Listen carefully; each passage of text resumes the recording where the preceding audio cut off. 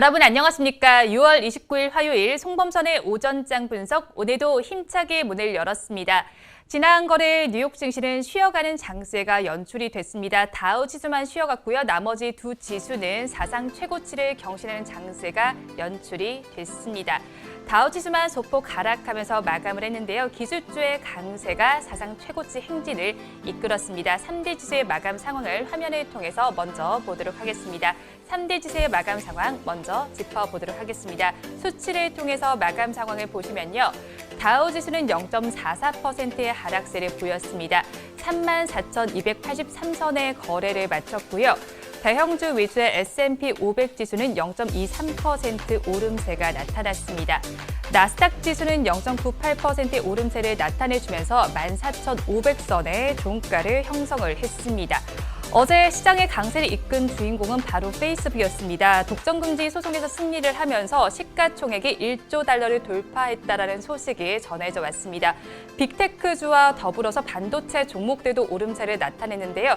금융주들은 조금 힘을 내지 못하는 장세가 펼쳐졌습니다. 이 영향을 받고 우리 지수 역시도 빨간불을 켜면서 출발을 하더니 이내 이제 엇갈리는 모습이 나타나고 있습니다. 이어서 코로나19 신규 확진자 수도 살펴보시면 600명 조금 아래로 집계는 됐지만 600명대에 조금 미치는 모양새가 나타나고 있습니다. 어제 기준으로 집계된 신규 확진자 수를 살펴보시면 595명으로 나타났습니다. 조금만 더 사회적 거리두기에 신경 쓰시면 좋을 것 같습니다. 이어서 우리 지수는 어떤 상황을 보이고 있는지 짚어보도록 하겠습니다. 양대 시장은 엇갈리는 장세가 연출이 되고 있습니다. 코스피 시장은 힘을 내지 못하면서 3,300선 아래에서 거래가 되고 있습니다. 약보합권에서 거래가 되고 있는데요. 3,290선도 지금은 깨져 있습니다. 3,289선을 지나주고 있고요. 그래도 코스닥 시장은 강하게 움직여줍니다. 0.59% 올라주면서 1,023선을 지나주고 있습니다. 이어서 선물지수 살펴보시면 0.28%가 빠집니다. 437선에서 거래가 진행이 되고 있습니다. 이어서 양대 시장에서 등락하는 종목수를 체크를 해보시면요. 먼저 코스피 시장을 살펴보시면 338종목은 오르고 있지만 481종목은 내리고 있습니다. 이어서 코스닥 시장에서는 671종목은 상승하고 있지만 575종목은 하락하고 있습니다. 이어서 수급 상황은 그래프를 통해서 보도록 하겠습니다. 먼저 거래소의 수급 상황 보도록 하겠습니다. 오전 10시가 지나는 우리 시장에서 외국인과 기관은 덜어내고 있지만 개인 투자자는 나홀로 매수에 나서주고 있습니다. 외국인 투자자는 1,659억 원을 덜어내고 있고요. 기관 투자자는 3,830억 원을 정리하고 있습니다. 하지만 개인 투자자는 그 물량 받아내고 있습니다. 5,580억 원 순매수에 나서주고 있습니다. 이어서 코스닥 시장도 보도록 하겠습니다. 코스닥 시장의 수급 상황 이어서 그래프를 통해서 보겠습니다. 코스피 시장과 동일한 양상이 펼쳐지는 가운데 금액은 조금 다른 양상이 펼쳐지고 있습니다. 규모는 조금 적은데요. 외국인 투자자는 364억 원, 또 기관 투자자는 189억 원을 덜어내고 있지만 개인 투자자는 606억 원 매수 우위를 나타내주고 있습니다. 이어서 코스피 시장의 시가총액 상위 종목들의 분위기 보도록 하겠습니다.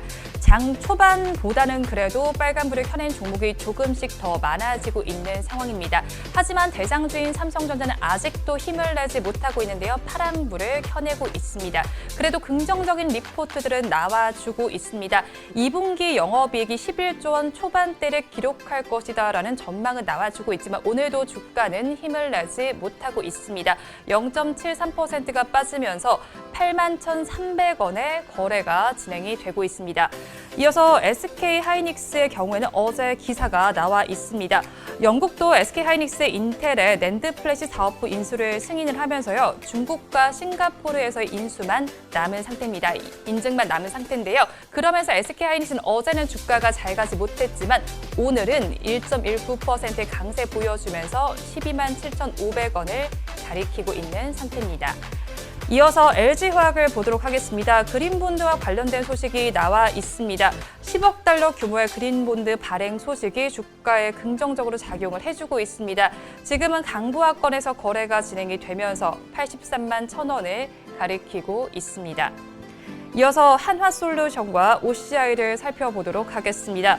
미국의 행정부가 중국의 태양광 발전 패널 원료에 대한 수입 금지를 검토하고 있다라는 소식이 전해져 오고 있습니다. 그러면서 우리 기업들에 대한 반사 이익이 기대가 되고 있는 상황인데요. 관련 종목들을 살펴보도록 하겠습니다. 주가를 한번 살펴보시면요. 한화솔루션의 경우에는 2.43%의 상승률을 기록해주면서 46,450원에 거래가 진행이 되고 있습니다. 이어서 OCI를 살펴보시면 1.71% 강세 보여줍니다. 11만 9천 원에 거래가 진행이 되고 있습니다. 이어서 하이브를 살펴보도록 하겠습니다. 블록딜 관련 소식이 전해져 왔습니다. 어제 장 막판에 전해져 온 소식인데요. 어제 오후에 기사가 나오면서 장 초반부터 급락 양상이 펼쳐지고 있습니다. 할인율 8%에 달하는 블록딜이 진행됐다는 소식이 전해져 왔는데요. 하이브 주가 지금 보도록 하겠습니다. 6에서 7%대 급락 양상이 펼쳐지면서 29만 원 정도에서 거래가 진행이 되고 있습니다. 이어서 한국금융지주를 살펴보도록 하겠습니다. 지금은 4%대 급락 양상이 펼쳐지고 있는데요. 그래도 호재성 이슈가 나와는 있습니다. 유안타 증권에서 리포트가 나와 있는데요. 카카오뱅크의 희망 공모가 범위가 결정이 됐습니다. 한국금융지주가 이 카카오뱅크 상장에 따른 지분법 이익이 약 4,600억에서 5,700억 원 사이일 것으로 예상이 되는데요. 하지만 간밤에 뉴욕 증시에서 금융업종들이 힘을 내지 못하면서 이 영향을 받고 주가는 빠지는 것으로 풀이가 되고 있습니다. 이어서 코스닥 시장의 시가총액 상위 종목들의 분위기 짚어보도록 하겠습니다. 우리 코스닥 시장의 시가총액 상위 10개 종목 내에서는 빨간불이 조금은 더 많은 상황입니다. 10개 종목 내에서 특히나 상승률이 눈에 띄는 종목은 바로 펄업이 있습니다. 지금 시총 3위 자리에 위치해 있는데요. 22.46% 급등 양상 펼쳐지고 있습니다. 검은 사막 모바일이 중국 판호를 발급받았다라는 소식이 전해지고 있습니다. 이 소식을 주가의 호재로 받고 굉장한 급등 양상을 펼쳐주고 있습니다. 지금 시간에는 75,800원에 거래가 진행이 되고 있고요. 이 호재를 받고 게임주 전반적으로 오름세가 나타나고 있습니다. 카카오 게임즈 역시도 2.54%의 강세를 보여주면서 56,500원에 거래가 진행이 되고 있고요. 다른 게임주도 짚어보도록 하겠습니다. 넷마블 이어서 보시면요. 1.53%의 오름세가 나타나주고 있고요. 위메이드까지 보겠습니다. 9.81%의 급등 양상이 펼쳐지고 있고요. 거래량도 꽤 많은 상황입니다. 이어서 솔고바이오를 좀 보도록 하겠습니다. 솔고바이오 요즘에 계속 오름세가 나타나고 있는 종목입니다. 거래 재개 이후에 5거래일 연속 상승세를 나타내주고 있고요. 오늘도 급등 양상을 펼쳐주고 있습니다. 이어서 PHC까지 살펴보도록 하겠습니다. 관계사와 관련한 이슈가 나와 있습니다. 관계사인 필로시스가 식약처에서 코로나19 진단키트 수출용 허가를 받았다라는 소식이 전해져 오고 있습니다. 그러면서 급등 양상 펼쳐주고 있는데요. 그래도 장중에 고가보다는 빠지면서 윗꼬리를 조금 더 길게 단 양봉을 형성해주고 있습니다. 14%대 급등세 연출해주면서요. 2,235원에 거래가 되고 있습니다. 2거래일 연속 강세를 보여주고 있습니다. 이어서 업종별로는 어떤 움직임을 보이고 있는지 코스피 시장에 상승하는 업종들 먼저 보도록 하겠습니다. 코스피 시장에 상승하는 업종들 순서대로 한번 짚어보면요. 의료 정밀 업종이 그래도 그나마 잘 가고 있습니다. 1.39%의 강세를 보여주고 있고요. 그 뒤를 이어서 의약품과 음식료품, 화학업종이 강보합권에서 거래가 되고 있습니다. 하지만 지수가 빠지는 만큼 하락하는 업종들이 대다수의 업종으로 나타나고 있는데요. 이어서 하락하는 업종들 보도록 하겠습니다. 철강 및 금속 업종이 가장 힘을 내지 못하고 있습니다. 그 뒤를 이어서 하나씩 보셨을 텐데요. 이어서 코스닥 시장 보도록 하겠습니다. 디지털 콘텐츠 업종이 가장 강합니다. 5.74%의 급등 양상을 펼쳐주고 있고요. 그 뒤를 이어서 IT 소프트웨어와 SBC, 섬유의류, 출판 매체 복제, 오락 문화 업종이 잘 가고 있습니다. 반면에 하락하는 업종들도 보도록 하겠습니다. 하락하는 업종들 순서대로 짚어보시면요. 운송과 정보기기, 통신장비, 건설, 운송장비 부품 업종은 약보합권에서 거래가 되고 있습니다. 다시 한번 코스피 시장의 하락하는 업종들 짚어보도록 하겠습니다. 코스피 시장의 업종별 하락률 상위 업종들 순서대로 보겠습니다. 철강 및 금속 업종이 가장 못 가고 있습니다. 1.87%의 약세를 보이고 있고요. 그 뒤를 이어서 보험과 통신업, 금융업, 증권업종도 힘을 내지 못하고 있습니다. 이 시간 외국인들은 어떤 수급 양상을 보이고 있는지 상위 3개 종목을 중심으로 체크를 해보도록 하겠습니다. 외국인들은 지금 시간을 기준으로 봤을 때 삼성전자와 SK하이닉스, 효성TNC는 순매수를 해주고 있는데요. 반면에 하이브와 SK이노베이션, 삼성엔지니어링은 순매도에 나서고 있습니다. 지금까지 시황은 저와 함께 보셨고요. 자세한 분석은 전문가님 모시고 해보도록 하겠습니다.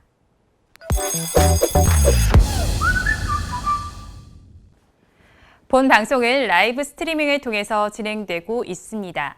매주 월요일부터 금요일 오전 10시부터 함께 하실 수 있는데요. 유튜브에서 바른경제TV라고 검색하시면 시청하실 수 있습니다. 송범선의 오전장 분석 본격적으로 출발해 보도록 하겠습니다. 오늘도 저희 방송 보시면서 궁금하신 종목들은 댓글로 남겨주시고요. 댓글을 주실 때는 매수가와 비중까지 남겨주시면 저희가 조금 더 꼼꼼하게 분석해 드리도록 하겠습니다. 그리고 공개적으로 댓글 남기기 부담스러운 분들께서는 위에 나오는 번호로 성함만 보내주시면 좋겠습니다. 그러면 오늘도 오전장을 분석해 주실 송범선 수석 전문가님 모셔보도록 하겠습니다. 전문가님 안녕하세요. 안녕하세요. 네, 전문가님 네. 오늘은 날씨가 굉장히 좋더라고요. 아, 네네. 어제랑은 또 굉장히 다르더라고요. 어제 비가 네. 좀 많이 오다가 오늘도 좀 소나기 온다고 하는데 네. 그래도 좀 괜찮은 것 같습니다, 오늘은. 맞아요. 하지만 이 날씨처럼 우리 코스피 시장 잘 가지는 못하는 것 같습니다. 아, 네네. 네, 고점에 대한 부담감 때문일까요? 근데 어제 간밤에도 이제 뉴욕 지수도 보니까 다우 지수는 좀 빠졌고 S&P 500 지수랑 나스닥 지수는 또 최고점을 돌파하는 모습을 보였습니다. 어떻게 보셨나요? 그렇죠. 이제 S&P 500과 나스닥이 사상 최고치를 네. 사상 최고점을 돌파하면서 또 신고점을 다시 썼습니다. 그러니까요. 그래서 이게 이제 역사적 신고가다. 이렇게 보시면 되고요. 그래서 지금 근데 다우는 좀 빠졌어요. 다우는 네. 좀 빠져가지고 지금 오늘도 보면요, 우리나라 시장에서 지금 코스피는 빠지고 코스닥 오르는 뭐 이런 비슷한 양상이 나타납니다. 그래서 코스피가 또 다우와 좀 비슷한 그러니까요. 성격을 네. 지니고 또 코스닥 같은 경우는 또 미국의 나스닥과 좀 비슷한 이런 양상을 나타나는데 사실 종목의 구성을 보면 좀 달라요. 좀 다른데 지금 간밤에 미국에 좋았던 뭐 빅테크주들이 사실 우리나라에서는 코스피에 많이 포함되어 있단 말이죠. 그리고 필라델피아 반도체 지수도 좋았는데 지금 삼성전자는 잘 못 가고 있고. 네, 그래서 약간 그 빅테크주들이 미국에서는 좋았지만 우리나라에서는 오늘 좀 그렇게 그렇게 많이 좋지 못한 모습을 보여주고 있고, 어쨌든 이 나스닥과 S&P 500 상위권 500개 기업들이 사상 역사적 신고가를 기록한다 이렇게 보시면 되겠습니다. 그래서 상당히 또 미국에서 좀 대형주 지수 500개, 상위권 500개, 그리고 또 나스닥 기술주들 이런 식으로 좀 여러분들이 보시면 되겠습니다. 또 근데 시장을 보면은요, 인플레이션 공포도 있고 금리 인상 가능성도 남아 있잖아요. 이건 좀 어떻게 보시나요? 네, 그렇죠. 이런 여러 가지 리스크가 있습니다. 그래서 지금 보시면요, 인플레이션 공포가 이제 최근에 좀 있는데 네. 그래도 지금 나스닥 같은 경우는 이런 것들이 막 사상 최고치 올라가는 거 보면요, 굉장히 또 무색할 정도로 급등을 하고 있는 네. 상황입니다. 자, 어쨌든 테이퍼링 같은 것들이 계속해서 기정사실화 되고 있는 상황인데 약간은 그런 게 좀 심리적인 부분들이 바로 반영이 되는 것 같지는 않아요. 그래서 맞아요. 또 기술주들에 대해서 또 그 외적인 심리적인 부분들이 더 많이 반영됐다 이렇게 보시면 될 것 같고요. 자, 어쨌든 지금 보면요, 미국 근데 국채 금리가 오르다가 10년물 국채 금리가 또 상승을 하다가 또 간밤에는 좀 떨어졌습니다. 그래서 장중 1.471%까지 떨어지는 뭐 이런 상황들이 나타나서 국채 가격은 상승을 했어요. 근데 이제 금리는 좀 떨어졌다. 이렇게 또 단기적으로 봤을 때는 이게 여러분들이 좀 헷갈리시는 거 있는데, 네. 금리랑 가격이랑 다른 겁니다. 그렇죠. 금리랑 그래도 두 개를 또 동일시하시는 분도 있는데, 초보자분들은 이제 그런 게 있어요. 이 금리가 채권도 주식처럼 투자를 할 수 있거든요. 네. 그럼 채권을 보통 만약에 10,000원에 산다. 10,000원에 산다 그러는데 만약에 금리가 떨어지잖아요. 채권 금리가 떨어지면 10,000원이 11,000원, 12,000원 이렇게 올라요. 이런 식으로 오를 거죠. 그래서 그 시세 차익을 노리는 채권 투자들이 있어요. 실제로 그렇게 많이 합니다. 또 그렇게 큰 손들을 많이 하고, 주식만 하면 위험 자산이 너무 크기 때문에 안전 자산으로서 10,000원에 사서 채권 금리가 떨어지는 걸 노려서 11,000원, 12,000원, 13,000원까지 오르는 뭐 이런 투자법이 있기 때문에 이런 것들에 대해서 좀 생각해 보실 필요가 있고, 어쨌든 지금 어젯밤에는 그동안 이제 국채 금리가 상승을 하다가 어젯밤에는 약간 소폭 하락했다 이렇게 보시면 되겠습니다. 근데 이제 미국 시장에서 또 좋았던 종목들을 좀 짚어주시면 좋을 것 같거든요. 어떤 종목들이 좀 좋았나요? 이게 이제 금리가 간밤에 떨어졌기 때문에 금리랑 좀 민감한 이 빅테크주들이 굉장히 좋았고요. 그 중에서 페이스북 주가가 4% 이상 그쵸. 상승을 네. 했습니다. 자, 이게 이제 미국 법원이 페이스북 상대로 했던 네. 것들이 반독점 소송을 기각했다는 소식, 이런 것들이 페이스북 호재로 다가오면서 굉장히 많이 올랐고요. 페이스북이 사상 처음으로 시가총액 1조 달러 클럽에 가입을 했습니다. 자, 그리고 대장주 애플 같은 경우도 1.25% 오르고, 아마존도 1.25% 상승하고, 마이크로소프트, 테슬라, 넷플릭스 등등도 1%에서 2% 맞아요. 가량 상승을 했는데, 어쨌든 이 금리가 좀 조금이라도 떨어지면은 또 기술주들은 또 올라요. 그리고 금리가 또 오르면은 기술주도 내려간다. 이런 식으로 좀 여러분들이 그 금리와 이 빅테크 기술주들의 상관관계, 그리고 인터넷 또 이런 것들에 대한 상관관계에 대해서 여러분들이 반비례한다는 점 여러분들이 한번 짚고 넘어가시면 좋을 것 같습니다. 근데 저희가 좋은 얘기만 할 수가 없는 게 델타 변이 바이러스 얘기도 좀 해봐야 될 것 같아요. 이것 때문에 약세를 보인 종목들도 있었잖아요. 네, 맞습니다. 이 델타 변이가 인도에서 크게 좀 발생을 했는데요. 자, 그래서 인도에서 좀 크게 발생하면서 영국으로 넘어가면서 상당히 좀 위기가 되고 있죠, 그러니까요. 지금. 예. 자, 그런데 이제 그런 것들에 따라서 이 여행주라던가 항공주들이 상당히 또 크게 좀 안 좋은 상황입니다. 그래서 지금 간밤에 보면요, 델타항공이 미국에서 2.95% 내려가고, 아메리칸 항공도 3.74% 내려갔습니다. 자, 이런 것들 항공주들이 아무래도 좀 치명타를, 그러니까 지금 영국으로 가고 싶어도 뭐 델타 항공이나 아메리칸 항공 비행기 타고 가고 싶어도 못 가는 거죠. 맞아요. 영국이 이제 봉쇄되는 약간 그런 느낌도 들고, 영국도 네. 이제 다시 좀 코로나 잠잠해지다가 다시 한번 뭐 1,000명 이상대로 또 이렇게 나타난다고 하는데, 어쨌든 이런 것들이 경제 순환주가 줄줄이 좀 빠졌다 이렇게 보시면 될 것 같고요. 자, 어쨌든 그리고 또 엑슨 모빌이라던가 세브론 등등도 좀 크게 좀 빠지는 양상이 나타났습니다. 자, 그래서 이런 우리가 좀 인도발 델타 변이에 대해서도 계속해서 좀 지켜볼 필요가 있는 것 같아요. 이거를 또 잡을 수 있는 백신이 있는지, 또 코로나 치료제, 바이러스 치료제가 나오는지, 이런 것들에 대해서 여러분들이 보시면 좋을 것 같고요. 공포지수 이제 빅스 지수라고 많이 불리는데, 네. 변동성 지수죠. 변동성이 그렇죠. 크면은 이제 공포가 심하다 이러는데, 이 투자자들이 이렇게 조금씩 야금씩 올라가거나 아니면은 급등하면은 좋아하는데, 이렇게 되면 싫어하더라고. 이렇게 되면 정신을 못 차려가지고, 특히 개인 투자자들, 개미들은 많이 힘들어합니다. 근데 변동성 지수가 좀 올랐습니다. 그래서 0.9% 가량 올라서 15.76을 기록을 했는데요. 월가 공포지수로서 약간 투자자들이 심리가 좀 냉각되는 거 아닌가, 좀 얼어붙은 그런 양상들이 나타나고요. 유럽 주요국 지수는 하락을 했습니다.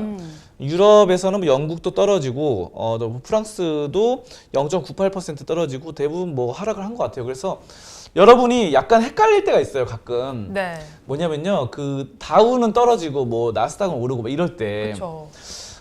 그럴 때 어떻게 해야 되느냐? 그러면 유럽도 함께 보시면 좋습니다. 유럽도. 네, 유럽. 왜냐하면 미국은 이제 뭐 빅테크 종목들이 나스닥에 많이 포함돼 있으니까, 유럽의 또 전통산업군과 함께 또 여러 가지를 좀 판별을 하시면은 우리나라 주식 투자하는데 크게 문제가 없는 것 같아요. 그리고 우리나라도 지금 오늘 보면요, 지금 대부분의 그 전통산업주들이 많이 좀 약세예요. 지금 현재 네. 상황에서는 전통산업주도 약세고, 지금 코스피만 봐도 약세인 종목이 강세인 종목보다 더 많습니다. 네. 지금 현재 상황에서 코스피 빠지는 하락 종목이 472개고 네. 상승이 363개거든요. 그러네요. 네. 그래서 하락하는 게 더 많다 이렇게 보시면 되고요. 코스닥 같은 경우는 상승하는 게 727개고 뭐 하락하는 게 547개인데, 네. 어쨌든 코스닥도 역시 500개 이상이 또 하락해서 빠져나가는 이런 모습이기 때문에, 여러분들 계좌가 코스피 코스닥 합치면은 뭐 그냥 별로 좋지는 않을 거예요. 별로 좋지는 오늘 같은 시장 코스닥이 오늘 0.7% 이상 상승을 했지만 네. 하락하는 종목도 역시나 크게 좀 많은 상황이기 때문에 그러니까 지수는 상승하는데 생각보다 하락하는 종목이 많네요. 그렇죠. 네. 그래가지고 썩 그렇게 막 엄청 내 계좌가 오늘 올랐다라는 체감상 네. 이런 것들은 좀 느끼기 힘들 것으로 판단되고요. 제가 봤을 때 종합적으로 봤을 때 지금 지수가 좀 많이 올라 있는 시점이기 때문에 여러분들이 아주 지금 뭐 공격적으로 투자할 만한 그런 상황은 아니다라고 말씀을 드리겠습니다. 네, 간밤에 또 미국에서는 다우지수 많이 하락을 했고요. S&P 500 지수와 나스닥 지수는 상승을 했습니다. 그 중에서 또 상승했던 종목, 어떤 종목이 좀 상승을 이끌었는지 또 하락했던 종목들은 어떤 것들이 있었는지 짚어드렸으니까요. 한번 참고해 보시면 좋을 것 같습니다. 이어서 다음 주제는 화면으로 보겠습니다. 이번 주제를 보도록 하겠습니다. 오늘은 우리 개인 투자자들이 가장 사랑하는 종목 삼성전자 이야기를 좀 해보도록 하겠습니다. 제가 어제 응답하라 마감 시황에서도 다뤘는데요. 벌써 7번째 하향 리포트가 나왔죠, 전문가님. 네, 또 하향 리포트가 네. 나옵니다.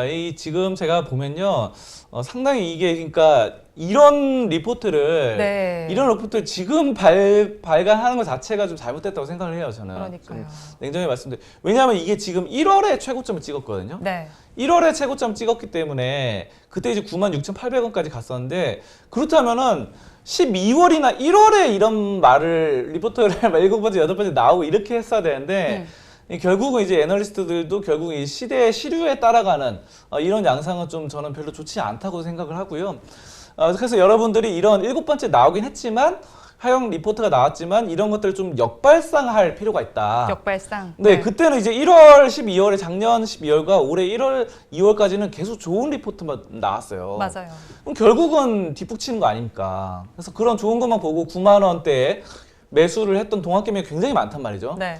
그래서 올해 돌아온 이 동학개미도 굉장히 많다고 합니다. 몇백만 명 된다고 하는데 이 몇백만 명이 삼성전자를 주력적으로 다 투자를 했거든요. 그렇기 때문에 여러분들이 그렇다고 이거 지금 하향 리포트 또 나왔다고 7번째 나왔다고 해서 무조건 막 무서워하고 이럴 필요는 없다라고 저는 종합적으로 말씀드리고 이번에는 현대차증권에서 네. 지금 뭐 나왔는데 11만 원에서 10만 원으로 좀 약간 하향을 했습니다. 그래도 어쨌든 10만 원 간다는 거예요. 네. 그러니까 지금 삼성전자 8만 1,000원이거든요. 네. 근데 지금 어쨌든 10만 원으로 목표 주가를 하향한 거지. 네. 뭐 이거를 갑자기 목표 주가를 6만 원, 5만 원 낮춰버리면 크게 낮춘 건 아니고요. 살짝 낮춘 겁니다. 살짝 낮춰가지고 어쨌든 10만 전자 될 수 있다 이런 식으로 말을 한 거라서 여러분들이 크게 걱정 안 해도 될 것 같고요. 자, 그러면은 너무 큰 장밋빛 전망에서 약간의 장밋빛 전망으로 낮췄다 이렇게 보시면 네. 되겠는데요. 지금 여러 가지 D램 가격 협상에서 난항을 겪고 있다. 현대차 증권에서 좀 이렇게 밝혔고 클라우드 회사의 재고가 정상 수준을 크게 상회하고 있다 이렇게 말을 했는데 재고가 좀 쌓인다는 거 이런 것들이 지금 예상치보다 더 많이 나온다는 것이 좀 약간 부정적으로 나타났기 때문에 했는데요. 전 어쨌든 결과적으로 말씀드리면요. 어쨌든 11만 원, 10만 원까지 낮췄으니까 지금 8만 원이니까 10만 원대까지는 가지 않겠나 그런 식으로 보고 있습니다. 근데 앞서서 다른 증권사들에서도 이제 목표 주가를 하향하는 리포트를 쏟아냈는데요. 공통된 부분들이 좀 있었잖아요. 네, 여러 가지 그런 공통된 부분들에 대해서 하나하나 좀 말씀을 드리자면요. 네. 현실화, 네. 그리고 4분기 이후에 실적 추정치가 하향되는 부분, 그리고 원자재 가격 상승 및 수요 불확실성, 네. 그리고 테이퍼링 및 인플레이션 우려 이렇게 있습니다. 자, 그래서 이런 것들을 좀 보시면 될 것 같고요. 4분기 이후에 실적 추정치가 아까 전에 말씀드렸던 바와 같이 D램 가격 협상 등등이 좀 난항을 겪는다 이런 것들에 따라서 가격이 얘네가 이제 그냥 무작정 올릴 수는 없는 거니까 협상을 해가지고 올리는 거 이런 것들을 보시면 되고 또 비메모리 사업부 이런 것들에 대한 이런 것들도 계속 좀 지켜봐야 된다. 그러니까 지금 삼성전자가 메모리는 잘하고 있는데 네. 메모리가 또 비메모리 쪽으로 좀 부족한 면이 있으니까 그런 것들에 따라서 실적 추정치 하향이 아닌가 이런 식으로 예상이 되고 있고요. 그래서 저는 제가 봤을 때 근데 이제 중요한 거는 4분기 이후에 실적 추정치 하향은 일시적인 겁니다. 네. 언젠가는 또 4분기 때 안 좋아질 수도 있겠죠. 근데 내년 1분기 때 또 좋아질 수 있잖아요. 그렇죠. 그렇죠. 그리고 내년 내후년에 좋아지고 장기적으로는 이렇게 올라간다고 봤을 때는 이게 이렇게 올라가는 게 아니거든요. 이게 네. 이렇게 올라가는 게 아니라 이런 식으로 올라가는 거기 때문에 올라갔다가 또 떨어져 4분기 떨어지고 이런 것들이 이렇게 우상향 되잖아요. 그래서 저는 4분기 이후에 실적 추정 차양은 일시적으로 보고 있고 또 원자재 가격 상승 이런 것들 또 뭐 수요 불확실성 이런 것들도 예전부터 계속 있어 왔던 겁니다. 예전에도 사실 뭐 계속 있었고 테이퍼링 인플레이션 우려 이런 것들도 예전부터 계속 있었던 거고 그리고 뭐 테이퍼링은 아직 뭐 이제 앞으로 또 실시한다 이런 건데 인플레이션 같은 경우는 지난 30년 동안 30년 40년 동안 인플레이션이 있었죠. 그렇죠. 물가는 지속적으로 상승을 했습니다. 그래서 네. 30년 전 물가와 지금 물가는 엄청난 차이가 있어요. 그렇겠죠. 네, 그래서 그때도 이제 어쨌든 반도체 또 그때 그냥 일상 우리 물가, 소비자 물가 말고도 디램 가격만 보더라도 예전에 30년 전 디램 가격보다 지금 훨씬 많이 올라 있거든요. 뭐 그런 것들 여러 가지 상황들 따져봤을 때 또 원자재 가격 이런 것들도 많이 올랐어요. 그렇기 때문에 너무 이렇게 걱정할 필요 없다. 그럼에도 불구하고 30년 동안 인플레이션 여러 가지 인플레이션이 있었지만 삼성전자는 30년, 20년 전보다 상승을 했다라는 것이 저는 가장 중요하기 때문에 앞으로 인플레이션이 있다 하더라도 30년 동안 인플레이션이 있다 하더라도 계속 올라간다 이런 것들이 저는 뭐 기정사실화 됐다고 보고요. 그렇기 때문에 뭐 크게 좀 이런 건 걱정할 상황은 아니다라고 좀 판단을 하고 있습니다. 맞아요. 사실을 놓고 봐야 하니까요. 그런데 또 여기서 특이한 점은 목표 주가는 다들 낮췄는데 매수 의견은 유지를 했거든요. 네, 그렇죠. 이 매수가 이제 유효한 전략이다. 아직 네. 매수를 할 수 있다라는 것들을 계속 밝혔고, 어쨌든 뭐 디램 같은 경우가 좀 계속해서 가파른 상승이 진행 중입니다. 가격 협상은 아직 뭐 정확하게 나타난 건 아니지만, 네. 어쨌든 디램은 이제 뭐 인플레이션이든 뭐든 하면은 계속 올라갈 거예요. 그렇죠. 올라갈 거고 이 디램이 올라가면은 삼성전자한테 유리합니다. 유리하고 이런 상승이 진행 중인 거 그리고 낸드 플래시의 낸드 가격 반등 이런 것들이 진행 중이라는 거 이런 것들이 상당히 좀 긍정적으로 볼 수 있겠고요. 삼성전자의 매출도 지금 계속 올라가요. 계속 올라가서 연간 실적의 경우 매출이 전년 동기 대비 13.8% 오른 걸로 나타나고 영업이익도 42% 오른 51조 1천억 원, 뭐 대폭 개선된 전망 이런 것들이 계속해서 말들이 나오고 있기 때문에 매수를 유지한다는 것 자체가 네. 앞으로의 장기적인 성장성은 뭐 증권사들에서도 계속해서 올라갈 것이다 이렇게 보여지고 아까 전에 초창기에 말했던 것처럼 10만 원 선 유지한 것 자체가 뭐 그런 것의 대표적인 가격대가 아닌가 이렇게 보고 있습니다. 그럼 전문가님께서는 어떻게 보세요? 이 삼성전자? 그렇죠. 삼성전자 가능성이 아직 무궁무진하다고 보고 있죠. 네. 삼성전자 그리고 지금 삼성전자의 그 평택 공장에 지금 이제 삽을 뜨고 있어요. 계속해서 네. 삽을 뜨고 있고 아직 완공된 상황도 아니고 여기가 이제 완공이 되면요 그 부족했던 공급 부족 현상 뭐 차량용 반도체 공급이든 반도체 공급 부족 현상 이런 말 많았잖아요. 그런 것들이 해소가 되면서 공장 라인이 증설되면서 엄청나게 또 찍어낼 거란 말이죠. 자 그러면서 수익성이 더 늘어나는 겁니다. 그러니까 수주량을 공급량이 못 따라가는 그런 상황이었는데 결국은 이제 평택 공장 완공되고 또 미국의 또 공장들 계속해서 완공되고 하면요 계속해서 공급량이 좋아질 것 같아요. 그리고 아까 전에 말씀드렸다시피 4분기 이후에 실적 추정치 하향은 일시적인 요인으로 전 보고 있고 네. 원자재 가격 상승이나 수요 불확실성, 테이퍼링, 뭐 인플레이션 이런 것들은 예전에도 다 있었던 겁니다. 테이퍼링 2013년에도 있었어요. 그때도 뭐 지금 뭐 그때도 막 금리 뭐 이런 상승 있었고 금리 인상 뭐 이런 것도 다 있었던 거고 인플레이션도 예전에 인플레이션 더 심할 때도 있었어요. 예전에 뭐 80년대 90년대 때는 물가 상승이 지금보다 훨씬 더 높게 올랐었어요. 그렇기 때문에 금리도 예전에 보니까 보니까 금리가 막 10% 20%짜리 금리도 많았고 결국 인플레이션과 금리가 같이 수준을 맞추는 그런 현상들이 되거든요.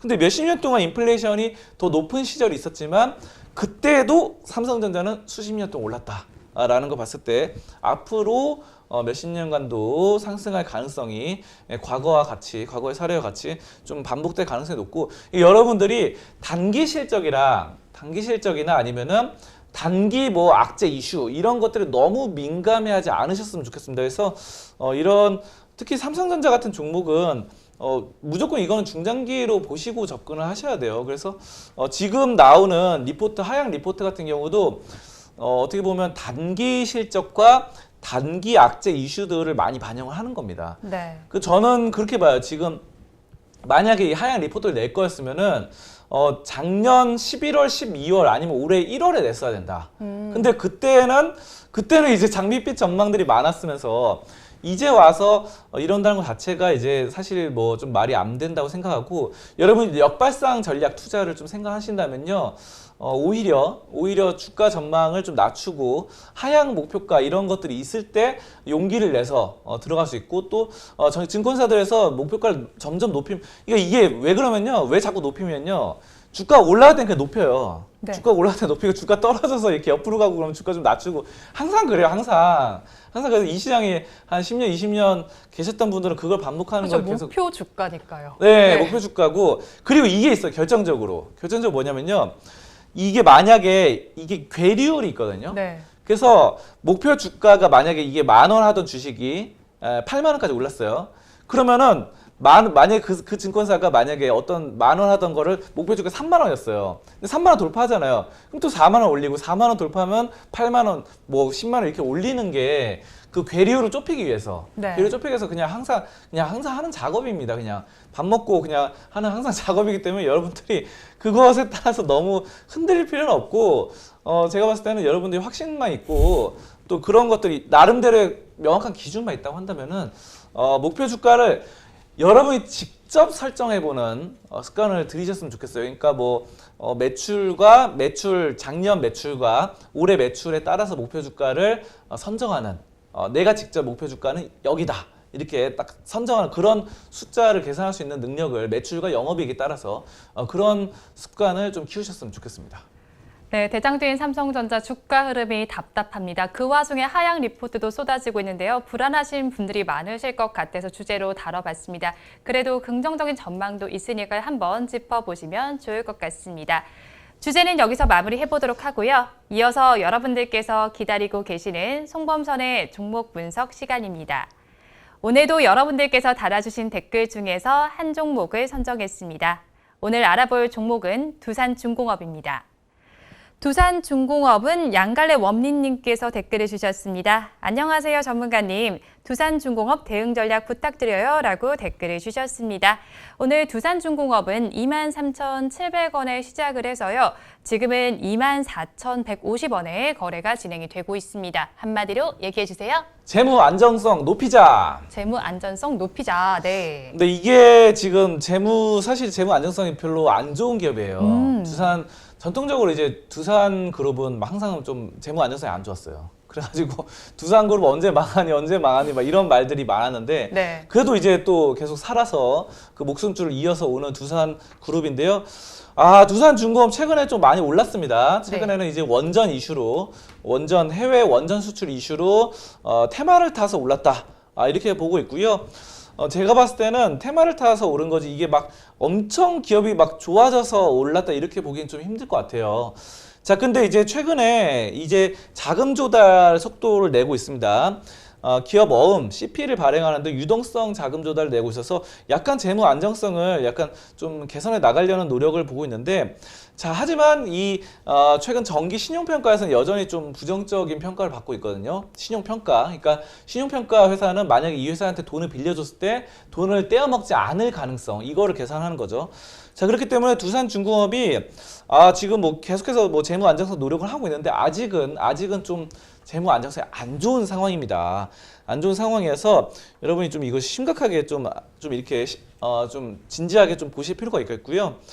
수주 잔고가 좀 계속 줄어들고 있어요. 수주 잔고가 이제 계속해서 성장성 이렇게 올라가야 되는데, 수주 잔고가 좀 줄어들고 있다는 것도 부정적인 요인으로 지목이 되고 있고, 여러 가지 좀 대형 프로젝트가 수주가 좀 취소되고 있다는 면, 이런 것들이 예비 타당성 심의 지연으로 수주 잔고가 좀 감소를 했습니다. 14조까지 좀 감소를 해가지고 여러 좀 안 좋은 문제가 있는데, 한 가지 좀 희망적인 거는 그 원전 수출을 해가지고 앞으로 좀 좋아지지 않겠나, 이런 상황입니다. 그래서 지금 뭐 화면에 보시다시피 수주 잔고 이게 빨간색이 좀 약간 감소하고 있잖아요. 감소하고 있어서 14.4조까지 감소를 했고요. 밑에 저거 신규 수주도 약간 감소를 했어요. 그래서 예전에 이제 9.5였는데 지금 1.3까지 좀 감소를 해가지고 지금 현재 상황 안 좋아요. 현재 상황 안 좋은데 한 가지 기대할 수 있는 거는 원전 수출로 뭔가를 앞으로 좀 해볼 수 있지 않겠나. 원전 좀 약간 대장주로 많이 불렸거든요. 그래서 두산그룹이 원전 쪽으로 해가지고 급격히 테마를 탔는데 이것도 사실 여러분들이 계속해서 좀 지켜봐야 됩니다. 어떻게 될지는 아직 네. 몰라요. 자, 그러면 한번 이거 재무제표를 한번 보도록 할게요. 같이. 네. 재무제표 보시면요. 이 종목이 매출은 그냥 꾸준히 나와요. 그래도. 매출은 그나마 이제 좀 꾸준히 나오는 편인데 문제는 이 단기 순이익이 여기서 이제 4년 연속 적자였어요. 4년 연속 적자였는데 최근 분기 때 이제 흑자로 돌아섰습니다. 단기 순이익은. 자, 뭐 영업이익 같은 경우는 흑자로 돌아섰어요. 이거는 상당히 긍정적이에요. 이런 점은 긍정적이고 지금 보시면요. 근데 중요한 건 ROE 자기자본 이익률이 이번 분기에도 마이너스로 떴습니다. 그래서 이게 무슨 의미냐면요. 여러분들 이거 좀 헷갈리실 거예요. 아니 분명 영업이익률과 순이익률은 플러스로 흑자로 전환했는데 왜 자기자본 이익률은 마이너스냐? 이거를 여러분들이 좀 체크를 하셔야 됩니다. 이게 다 이유가 있습니다. 왜 ROE가 마이너스인지는. 이 ROE가 또 중요하거든요. 왜 그러면요. 이게 지금 보시면 부채 비율이 많아요. 부채 비율이 265%예요. 그래가지고 부채가 많은데 자본 유보율이 적어요. 35%밖에 안 됩니다. 이것도 얼마 전까지 마이너스였어요. 마이너스다가 돈 좀 쌓아놨습니다. 그래도 그나마 좀 쌓아놨는데 흑자 돌아서고 하면서 아직도 부채가 많고 해가지고 지금 막 기업 어음을 발행하고 이러는데 이렇게 너무 공격적으로 발행하고 그러면 재무적으로는 좀 위험할 수 있거든요. 유동성 자금 조달, 단기적인 유동성 자금 조달에는 괜찮은데 이게 장기적으로 자꾸 이게 반복되면은 좀 위험할 수 있기 때문에 저도 뭐 이렇게 좀 썩 그렇게 마음에 드는 좋은 평가를 내리기 힘들 것 같아요. 그럼 차트 한번 보도록 하겠습니다. 이 종목 결국은 이제 이 단기 테마를 타서 테마주로서 단기 이슈를 보셔야 됩니다. 단기 이슈. 그래서 앞으로의 정부 정책과 원전 수출이 얼마나 말들이 나오는지 뉴스로 매매를 하시는 편이 나으실 거예요. 그리고 이걸 장기적으로 막 가져간다 이렇게 보시지 마시고요. 단기적으로 손절상을 좀 잡고 접근하시는 게 좋겠습니다. 자, 그래서 이게 지금 최근에 이렇게 올랐다가 이건 이제 단기 이슈 테마 탈 때는 막 올랐는데 최근에 좀 조정을 받았죠. 자, 그래서 저는 이렇게 말씀을 드릴게요. 한 22,000원 선에서 이제 손절선을 좀 잡고 보시고 이게 다시 한번 또 원전 테마 탈 수 있거든요. 수출 테마. 자, 그러면은 또 다시 한번 또 급등이 나올 수 있어요. 자, 그리고 여러 가지 자금 조달도 하고 있고 여러 노력들이 있는데 어쨌든 지금 뭐 순이익률이라던가 영업이익률이 흑자 전환했다는 부분 이거는 좀 긍정적입니다. 하지만 ROE 자기자본 이익률과 이런 부분에 아직도 여전히 마이너스를 치고 있기 때문에 이것이 좀 확실히 돌아설 때까지는 장기 투자는 하지 않으시는 결과를 좀 맞이했으면 좋겠고요. 아무튼 단기적인 테마 타면서 좀 접근하시면서 투자 이어나가셨으면 좋겠습니다. 네, 두산중공업의 경우에는 원전 테마를 타면서 급등세가 연출이 되기도 했습니다. 22,000원 정도를 손절선으로 잡으시고 접근해 보시면 좋을 것 같습니다. 종목 분석은 여기서 마무리해 보도록 하고요. 이어서 전문가님의 관심 종목을 체크해 보는 송범선의 시선 시간입니다. 오늘 전문가님의 레이더망에는 어떤 종목이 걸려 있었을까요?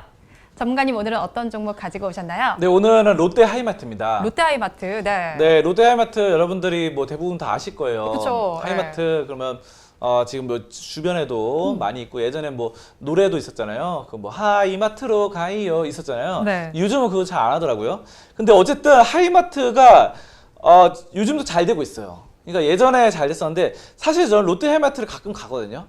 근데 저는 한 가지 느끼는 게 좀 특이한 게 그 직원이 엄청나게 많아요. 가면요 직원이 한 5명, 10명씩 항상 있습니다. 1층에. 그래서 가끔씩 보면요 손님보다 직원이 더 많아서 야 이거 수지타산이 맞나? 저 인건비 다 어떻게 주나? 이런 생각이 드는데 어쨌든 그럼에도 불구하고 잘 됩니다. 잘 되고 또 온라인상으로 계속 또 펼쳐 나가고 있거든요. 그래서 가전제품 하면은 또 롯데 하이마트 계속 꾸준하게 성장세가 나오고 있다.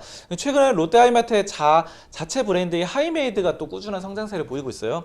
하이메이드 하이메이트 HI 메이드 이렇게 돼 있는데 요게 이제 롯데 하이마트에서 자체적으로 만들었는데 가성비가 좀 괜찮은 편이고 그렇습니다. 그래서 약간 그거랑 비슷해요. 이마트에서 만든 노브랜드 뭐 상품 이런 거 있잖아요. 노브랜드 버거, 뭐 노브랜드 물건 이런 것처럼 롯데 하이마트에서 자체적으로 만들었는데 다른 데에 비해서는 또 괜찮은 편이다, 가성비가. 근데 또 롯데 하이마트가 하이메이드만 파는 게 아니라 자체적 브랜드만 파는 게 아니라 또 뭐 삼성이든 LG든 뭐 이런 여러 가전 제품들을 또 꾸준하게 잘 팔고 있기 때문에 괜찮습니다. 그리고 이게 지금 매출 성장세가 계속 올라가고 있어요. 3년 연속 25%가 넘는 매출 신장률을 기록하고 있고요. 하이메이드 매출이 지금 매년 100억에서 200억 넘게 증가를 하고 있습니다. 그래서 계속해서 좀 매출이 증가하고 있다는 면은 여러분들이 가성비, 가심비 이런 것들 트렌드 잘 맞춰서 가고 있고 최근에 뭐 게임에도 막 도입을 합니다. 게임에도 도입해가지고 그 동물의 숲 게임이 최근에 좀 유행한 적이 있었어요. 한 몇 달 전에. 네. 동물의 숲에도 마케팅 그 안에다가 마케팅을 하고 그러거든요. 맞아요. 네. 그래서 하이메이드 그러고 이런 게 되게 좀 트렌드에 맞춰서 가는데 뭐 로블록스라던가 이런 메타버스에 최근에 막 명품도 막 만들고 이런 뭐 샤넬이라던가 이런 것들 막 만들고 그랬잖아요. 판매를 이런 것들에 좀 하이메이드 섬도 막 만들어가지고 동물의 숲에다가 좀 이런 여러 가지 온라인 상에서도 마케팅을 하는 다양한 전략들을 추구하고 있기 때문에 굉장히 좀 시류에도 좀 잘 맞춰 간다. 저는 이렇게 보고 있고요. 이 종목 한번 차트를 한번 보도록 할게요. 차트 보시면요, 이게 좀 많이 떨어졌어요. 그래서 오늘 좀 매수가 좀 괜찮아 보입니다. 지금 음봉이 진짜 한 10개는 나온 것 같아요. 최근에 보면요. 엄청나게 많이 나왔습니다. 이런 거는 제가 봤을 때, 근데 여러분들이 두 가지로 나눠요. 이 차트를 보면요. 떨어지는 칼날을 왜 잡냐? 그런데 저는 역발상 전략으로 이 종목 접근할 필요가 있다 이렇게 보고요. 떨어지는 칼날 잡으셔도 돼요. 그러니까 좋은 종목은 떨어지는 칼날 잡아도 됩니다. 좋은 종목, 믿을 수 있는 확신이 종목은 떨어지는 칼날도 잡을 만한 그런 종목으로 저는 보고 있고 이게 지금 음봉이 많이 나왔기 때문에 지금 분명히 양봉이 나올 거예요. 그래서 저는 그렇게 보고 있고 지금 이럴 때 많이 올랐단 말이죠. 작년 해서 이번에 1월 달에 많이 올랐는데 그거를 지금 다 거의 반납을 했어요. 자, 그렇기 때문에 지금 분명히 이거는 한번 반등이 나옵니다. 여러분 이거 한번 보여드릴게요. 얼마나 괜찮은 기업인지. 롯데하이마트 매출이 이렇게 조금씩 올라가고 있고 영업이익도 5년 연속 흑자에다가 순이익도 뭐 흑자죠. 순이익 흑자고 지금 뭐 보시면요. 지금 뭐 부채도 74%에 자본 유보율 1,500%. 뭐 계속 괜찮습니다, 이거. 그리고 위에 좀 올려 볼게요. 위에 올리면 PBR 0.45. 굉장히 쌉니다. 자산주. 야, 이 현금 배당 3.3%죠. 이거 현금 배당을 많이 줘요. 그래서 이 장기 투자하기 상당히 좋습니다. 배당 받으면서 그냥 버티면 돼요. 그리고 여기 보시면 롯데쇼핑 65%나 갖고 있어요. 국민연금 7%, 자사주 2%. 이거 다 합하면요. 한 75% 정도 되는데 여기 외국인 지분율까지 합하면 85%가량 됩니다. 대주주들이 85%가량 보유하고 있는 거예요. 그래서 거의 뭐 품절주에 가깝고 신용 등급 역시 뭐 A 마이너스도 있고 뭐 이런데 A 정도를 꾸준하게 좀 유지를 하고 있는 최근에 2021년 6월까지 A1을 좀 꾸준하게 유지하는 이 신용도이기 때문에 상당히 이 채권이라던가 기업 어음 이런 것들 상당히 좀 긍정적으로 여러분이 평가하시면서 장기 투자 나아가시면 배당 받으면서 가져가시면 이거는 손실나기 굉장히 힘든 종목입니다. 손실나기 힘든 종목 롯데하이마트를 오늘 말씀을 드렸습니다. 네, 이렇게 손실 나기 어려운 종목이다라고 롯데 하이마트 짚어주셨는데 한번 참고해 보시면 좋을 것 같습니다. 오늘 말씀은 여기까지 듣도록 하겠습니다. 고맙습니다. 감사합니다. 오늘도 저희 방송 보시면서 궁금하신 종목들은 댓글로 남겨주시고요. 댓글을 주실 때는 매수가와 비중까지 남겨주시면 저희가 조금 더 꼼꼼하게 분석해 드리도록 하겠습니다. 그리고 공개적으로 댓글 남기기 부담스러운 분들께서는 위에 나오는 번호로 성함만 보내주시면 좋겠습니다. 우리 양대 시장은 여전히 엇갈린 양상을 펼치고 있습니다. 그래도 코스피 시장 3,290선까지는 그래도 올라선 모습이 나타나고 있고요.